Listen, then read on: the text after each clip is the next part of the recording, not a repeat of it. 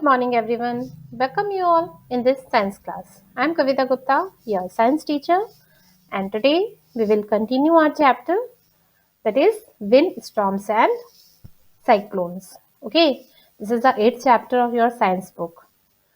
In this chapter, I have already told you about the air. What is air and how air exerts pressure. Okay, and air always moves from high pressure area to low pressure area. Okay, and one more thing, that always air decreases when the speed of the air is increase. ठीक है, means जैसे जैसे हम air की speed बढ़ाते हैं या air की स्पीड बढ़ती है, प्रेशर क्या होता जाता है, कम होता जाता है, और हमेशा हाई प्रेशर से लो प्रेशर की तरफ एयर मूव होती है. Okay, now our today's topic is air expands on heating. है ना, मीन्स कि जो एयर है वो जब हम उसे गर्म करते हैं, हीट करते हैं, तो वो क्या होती है, एक्सपैंड होती है, मीन्स फैलती है. ओके, इस चीज को प्रूव करने के लिए इसमें एक दो एक्टिविटीज बताई गई हैं. देखिए क्या होते हैं. So let's start the chapter. Activity 8.5. Take a boiling tube, stretch a balloon tightly over the neck of the tube. You can use a tape to make it tight.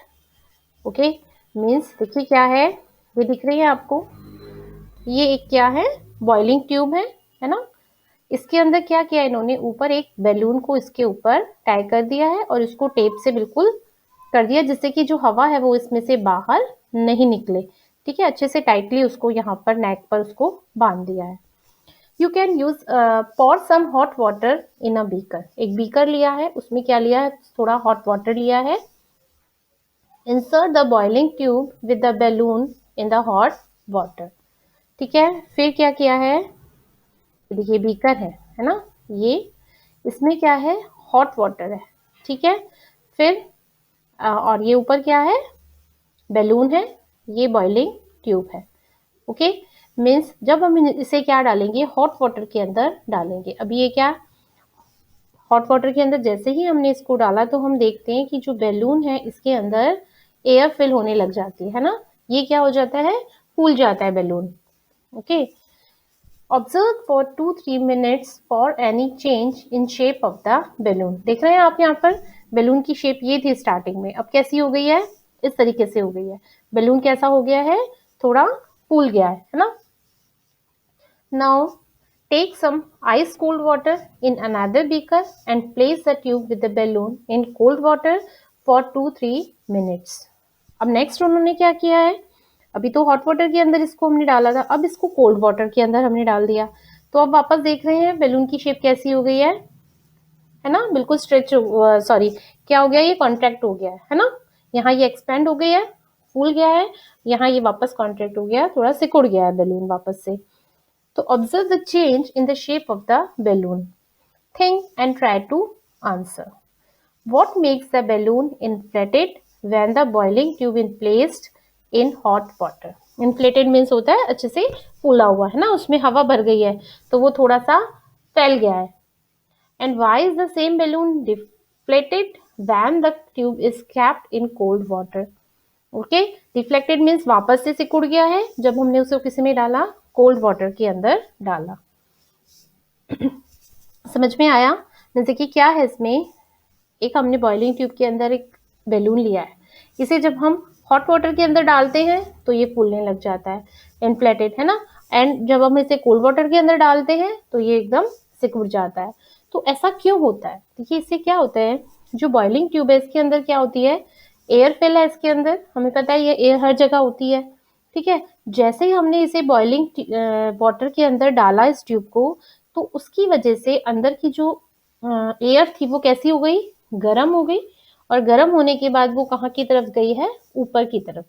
हर चीज गर्म होने के बाद एयर कैसी हो जाती है, लाइट हो जाती है, हल्की हो जाती है, जिसकी वजह से वो ऊपर की तरफ राइज करती है, ऊपर की तरफ मूव करती है ना. और वो जैसे जैसे ऊपर जाती गई तो ये बैलून के अंदर एयर जाकर यहाँ पर फिल हो गई.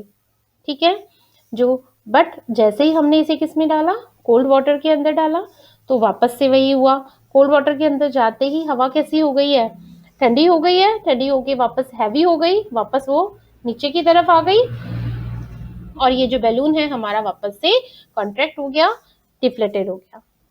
समझ में आया कि जो एयर है वो गर्म करने के बाद कैसी होती है, एक्सपैंड होती है, फैलती है, जिससे वो कैसी हो जाती है, हल्की हो जाती है और ऊपर की तरफ मूव करने लगती है। ठीक है, can we infer from that first observation that air expands on heating. ठीक है, मीन्स फर्स्ट ऑब्जर्वेशन, इससे हमें पता चल गया कि क्या हो रहा है, एयर क्या कर रही है, एक्सपेंड हो रही है, फैल रही है हीट करने के बाद। Can you now state what happens to the air in the boiling tube when it cools down? ठीक है, सेकेंड में क्या हुआ, वो कूल डाउन हो गई, वापस से एयर ठंडी हो गई है, ड्रॉप्स में चेंज हो गई, हवा कंडेंसेशन हो गया ना, कोल्ड वाटर था, कोल्ड वाटर से एयर वापस कंडेंस होगी, ड्रॉप में चेंज हो जाएगी, ड्रॉप्स बन के वापस वो नीचे आ जाएगी और उसके अंदर से जो बैलून के अंदर जितनी भी एयर फिल थी वो भी निकल जाएगी। Okay, the next activity is very interesting. This will make you understand more about hot air. अभी तक हमने फर्स्ट एक्टिविटी देखी है, अब एक सेकंड एक्टिविटी और है, बहुत इंटरेस्टिंग एक्टिविटी है ये। देखिए इसमें क्या, इससे हमें बिल्कुल ये चीज क्लियर हो जाएगी कि जो एयर होती है वो हीट होने के बाद एक्सपेंड होती है, फैलती है। क्या है देखिए इस एक्टिविटी में, टेक 2 पेपर बैग्स और empty paper cups of the same size, hang the 2 bags in the inverted position on the 2 ends of a metal or wooden stick. Tie a piece of thread in the middle of the stick. Hold the stick by the thread as in a balance. Okay, देखिए क्या है, मैं आपको बता देती हूँ। देखिए ये क्या है, एक वुडन स्टिक या मेटल की स्टिक, कोई भी एक स्टिक ले लिया, इसके सेंटर में हमने यहाँ एक थ्रेड लगा दिया इसको बैलेंस करने के लिए, है ना, और दोनों तरफ थ्रेड से हमने यहाँ पर क्या लगा दिए, पेपर बैग्स लगा सकते हो आप, यहाँ पर पेपर कप लगा सकते हो, कोई भी चीज आप यहाँ पर जो बहुत हल्की होती है वो चीज हमने यहाँ पर लगा दी है।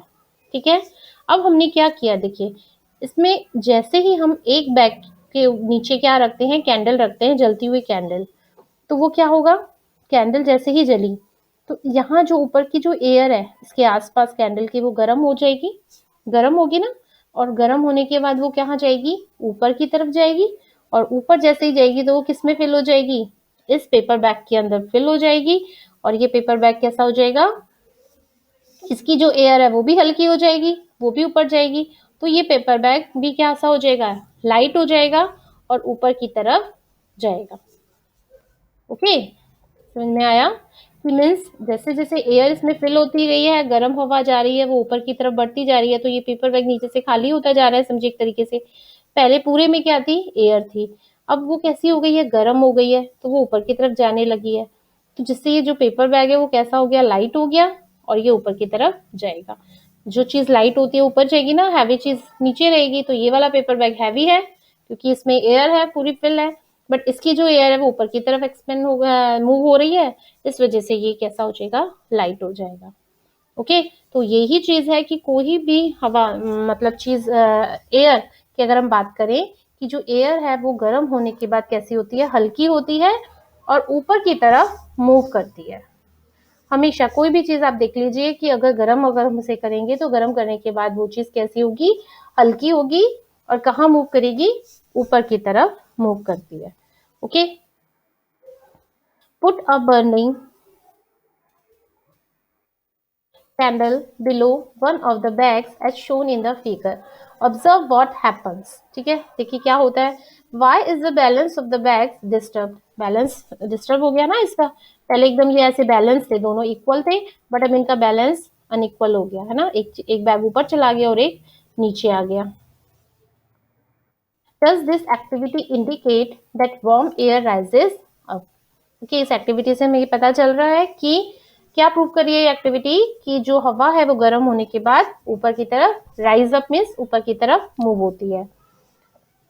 As the warm air rises up, जैसे ही गर्म हवा ऊपर की तरफ गई, it pushes the bag above the candle, हवा जैसे जैसे ऊपर जाएगी वो अपने के साथ साथ बैग को भी ऐसे ऊपर ले गई, है ना, क्योंकि हवा है, हवा इसके बैग के अंदर जितनी भी एयर है वो एयर जैसे जैसे ऊपर जा रही है ये बैग भी उसके साथ साथ ऊपर जा रहा है, क्योंकि वो प्रेशर डाल रही है एयर इसके ऊपर, है ना, क्योंकि एयर हमें पता है एयर प्रेशर डालती है, तो इसने एयर ने यहाँ पे प्रेशर डाला और ये बैग को अपने साथ साथ वो ऊपर ले गई.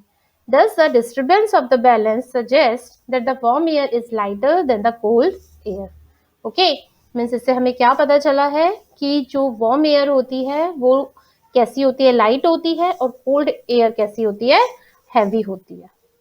Can you now explain why smoke always rises up. ठीक है, इससे हमें पता चल रहा है कि जो स्मोक होता है, धुआं होता है, वो भी हमेशा कहाँ जाता है, ऊपर की तरफ जाता है. Also it is important to remember that on heating the air expands and occupies more space. When the same thing occupies more space, it becomes lighter. The warm air is therefore lighter than the cold air. That is the reason that the smoke goes up.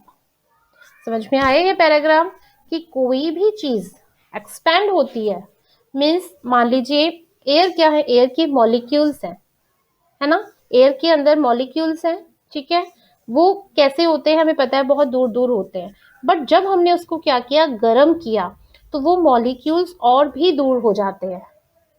ठीक है, गर्म करने के बाद वो molecules जो उनके बीच की जो बॉन्डिंग है वो लूज होती जाती है और वो क्या होते जाते हैं, धीरे धीरे उनमें गैप बढ़ता जाता है और वो मॉलिक्यूल्स दूर हो जाते हैं. तो दूर होंगे तो जितना ज्यादा वो दूर होंगे उतनी ही ज्यादा वो स्पेस ऑक्यूपाई करेंगे और उतने ही ज्यादा वो कैसे होते जाएंगे, हल्के होते जाएंगे.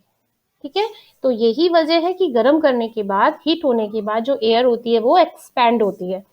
क्यों होती है, क्योंकि उसके जो मॉलिक्यूल्स हैं वो एक्सपेंड होते हैं, उनकी बॉन्डिंग वीक हो जाती है, वो दूर दूर हो जाते हैं, जिसकी वजह से एयर कैसी हो जाती है, एक्सपेंड हो जाती है और ऊपर की तरफ मूव करती है, लाइट हो जाती है. कोई भी चीज फैलेगी तो वो हमें हल्की ही लगेगी ना. मीन्स कोई भी एक बॉक्स है ना, उसे अगर हम एक साथ हमने कोई सामान को इकट्ठा करके रख लिया, ठीक है, 1 kg का, ठीक है, तो हम उसको जब उठाएंगे तो हमें बहुत हैवी लगेगा, बट उसी वेट को अगर हमने बहुत ज्यादा स्पेस में फैला दिया, ठीक है, अब अगर हम उसे उठाने की कोशिश करते हैं तो वो हमें थोड़ा सा लाइट लगता है. यही चीज है कि सेम अमाउंट है, एयर तो उतनी ही है, बट अब वो क्या हो गई, ज्यादा स्पेस कवर कर रही है, क्योंकि वो एक्सपेंड हो गए हैं मॉलिक्यूल, ज्यादा स्पेस कवर कर रहे हैं, इसकी वजह से वो हमें लाइट नजर आती है. Okay, in nature there are several situations where warm air rises at a place. ठीक है, बहुत सारी सिचुएशंस होती हैं जहां पर जो वार्म एयर होती है वो ऊपर की तरफ राइज करती है. The air pressure at that place is lower. Okay, means हवा गर्म हुई, गर्म होने के बाद ऊपर की तरफ चली गई, तो नीचे जो एयर थी वो वाला जगह, जो स्पेस है वो खाली हो गई है, वहां एयर नहीं है. तो एयर नहीं है तो वहां एयर का प्रेशर भी नहीं है, सारा एयर कहाँ चली गई, ऊपर चली गई है, नीचे एयर नहीं है, तो एयर नहीं है तो एयर प्रेशर भी नहीं है, तो वहां क्या बन जाता है, लो प्रेशर एरिया बन जाता है. ठीक है, means in nature where warm air rises at a place, the air pressure at that place is lower. ठीक है, मीन्स जहां पर हवा गर्म होती है वो ऊपर चली जाती है, तो नीचे क्या बन जाता है, एक लो प्रेशर एरिया बन जाता है. The cold air from the surrounding areas rushes into fills its place. और उससे क्या होता है, जो आसपास की जो हवा होती है वो उस जो स्पेस बन गया है नीचे, उसको फिल करने के लिए उसकी तरफ, अंदर की तरफ आने लग जाती है ना. मीन्स बाहर तो एयर है, अंदर एयर नहीं है, वहां की एक जगह की एयर ऊपर चली गई तो वहां बिल्कुल एयर नहीं बची है, लो प्रेशर एरिया हो गया. तो उस प्रेशर एरिया को कवर करने के लिए जो आसपास की एयर है वो वहां उस जगह पर आती है, तो इस वजह से वो क्या करती है, एयर मूव करती है. जब हम कहते हैं ना हवा चल रही है, विंड जिसको हम कहते हैं मूविंग एयर, वो यही रीजन होता है. अनइवन हीटिंग मीन्स एक जगह पे बहुत ज्यादा गर्मी है, दूसरी जगह पे ठंड है ना, दो प्लेस है, ठीक है, तो जहां गर्मी है वहां की एयर गर्म होके ऊपर चली जाएगी और जो ठंडी जगह है, कोल्ड एरिया है, वहां की एयर उस जगह को फिल करने के लिए उस तरफ आएगी. ठीक है। तो इसकी वजह से क्या होता है, ये साइकिल चलता रहता है और ये जो एयर है वो मूव करती रहती है। Okay, this sets up convection in air as you learn in class in chapter 4। Chapter 4 में हमने पढ़ा ना, हीट जो होती है ट्रांसफर होती है, कंडक्शन, कन्वेक्शन एंड रेडिएशन, 3 हमने प्रोसेस पढ़े थे। कंडक्शन के थ्रू तो सॉलिड्स में होता है, बट जो वाटर और गैस जो मॉलिक्यूल्स होते हैं वो कन्वेक्शन के थ्रू क्या करते हैं, मूवमेंट करते हैं, हीट ट्रांसफर होती है उनके अंदर। तो वही सेम प्रोसेस है, जो एयर होती है, जो हाई प्रेशर एरिया से जो एयर होती है वो लो प्रेशर एरिया की तरफ आती है। ठीक है, तो ये इसी तरह से साइकिल चलता रहता है और इसे ही क्या होती है, विंड बनती है, मीन्स हवा चलती है। हमें था ना एयर इज मूविंग, तो वही यही चीज होती है। ठीक है, समझ में आ गया। बस इसमें भी बहुत ज्यादा ऐसा कुछ नहीं है, सिर्फ आज जो मैंने आपको पढ़ाया उसमें यही आपका इससे कंक्लूजन निकलता है कि जो एयर है वो गर्म होने के बाद क्या होती है, हल्की हो जाती है और ऊपर की तरफ मूव करती है, जिससे नीचे क्या बन जाता है, उस प्लेस पे लो प्रेशर एरिया बन जाता है, क्योंकि वहां बिल्कुल भी एयर नहीं बची। ठीक है, क्योंकि वहां की सारी एयर तो गर्म हो गई, गर्म होके वो ऊपर चली गई, लाइट हो जाती है, तो नीचे लो प्रेशर एरिया बन जाता है। उसको कवर करने के लिए आसपास की जो हवा है वो उस जो स्पेस बन गया उसको फिल करने के लिए अंदर की तरफ आने लग जाती है, और इसी वजह से क्या करती है, एयर मूव करती है। ओके, इन एक्टिविटीज को आप प्रैक्टिकली करके भी देख सकते हैं, बहुत इजी है, ऐसा कुछ इसमें हार्ड नहीं है। ओके, वो बैलून वाली जो एक्टिविटी थी उसको इजीली आप कर सकते हैं, है ना। तो करके देखना अपने घर पर, कि तो आपको अच्छे से क्लियर हो जाएंगी चीजें कि किस तरीके से जो एयर है वो एक्सपेंड होती है हीटिंग करने के बाद। ओके, सो नेक्स्ट टॉपिक हम पढ़ेंगे, wind currents are generated due un uneven heating on the earth, है ना। कि मीन्स किस तरीके से विंड करंट्स मीन्स हवा किस तरीके से चलती है, कहाँ से कहाँ की तरफ चलती है। ये जैसे मैंने अभी बताया हाई प्रेशर से लो प्रेशर की तरफ होती है, तो किस तरीके से लो प्रेशर एरिया बनता है, हवा कैसे कहाँ गर्म होती है, कहाँ ठंडी होती है, और किस तरीके से ये चीजें होती हैं, क्या क्या इसके कारण हो सकते हैं। ओके, ये सारा हम नेक्स्ट वीडियो के अंदर एक्सप्लेन करूंगी मैं आपको ये सब चीजें। ओके, तो अभी तक जितना पढ़ा आया उसको अच्छे से आप चैप्टर से रीड कर लेना। Okay, so we will meet again in the next video with this topic. So till then, goodbye and take care.